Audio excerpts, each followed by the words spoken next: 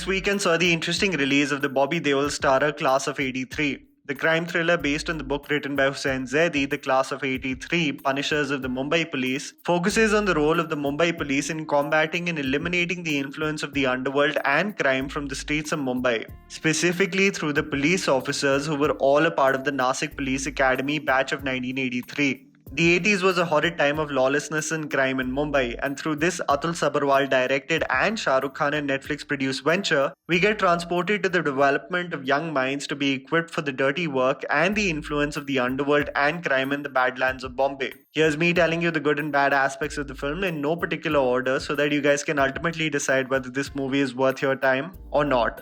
Production design and music. One of the biggest takeaways or impressive qualities about this film are its technical features, which included time-specific and authentic production design as well as music. The production designers Donald Regan Gracie and Anita Rajgopal and Lata have captured the essence of Bombay in the 80s with great detail, especially in today's context with the humble budget to recreate not only sets but outdoor sequences that are time-specific is a challenge. But the combination of the classic cars, the old Bombay buildings and the vintage Hindi movie posters really do transport you to the time of the 80s and the early 90s of Bombay. Credit also has to be given to cinematographer Mario Polyak in precisely capturing these features. The background music by Viju Shah for me provided an extremely retro vibe, especially in the training sequences of the police academy and the points of conflict in Bombay. The accurate parallels that I can think of when it comes to the music so that you can envision the sounds is the Kavinsky track Night Call that plays in the 2011 film Drive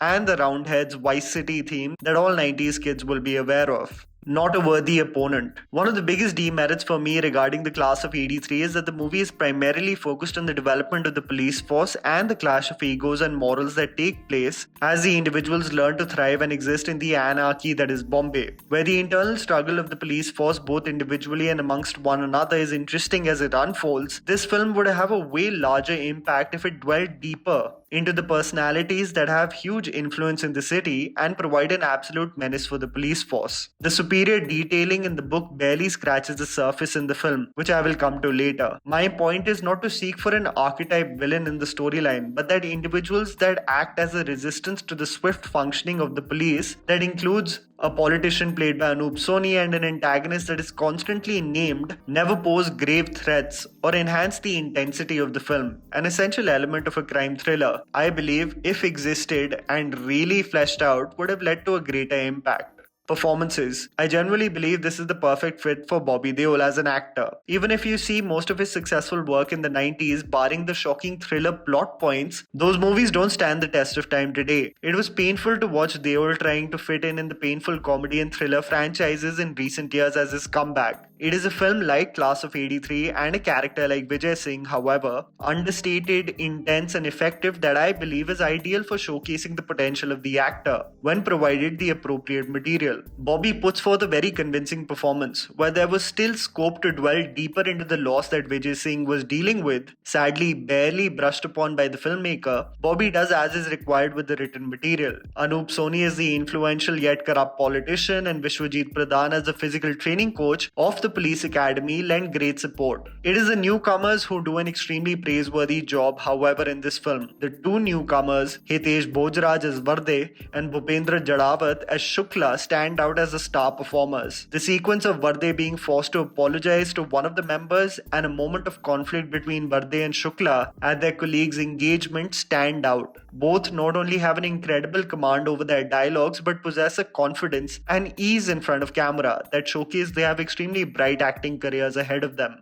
Superior book detailing. I realized as I was watching this film and reached the stage where the police cadets were finally on duty in Bombay that I was bound to be disappointed as I had read the enthralling book written by Hussain Zaidi. The superior detailing with which Zaidi not only refers to the influence of the underworld in the 80s and 90s in Bombay, but just effortlessly presents how lawless and unpredictable the city was, created this transportive reading experience. There are such informative case details, with the way the encounter specialists, Pradeep Sharma and Vijay Salaskar, tackled elements of the mob, from points where possible attacks were nipped at the bud where they saw a young man juggling with explosive, or the social landscape where the locals, annoyed of the gangs, would shower the police with garlands if they executed them. The book provided for such a detailed account of the ground reality and events, which the movie only presents as montage sequences. The film, more than the role of the police in the landscape of Bombay marred by crime, is a character study of police officers, from idealists to realists, who find a way to coexist with the madness, transforming to mere middlemen rather than repeating the same mistakes as their mentor.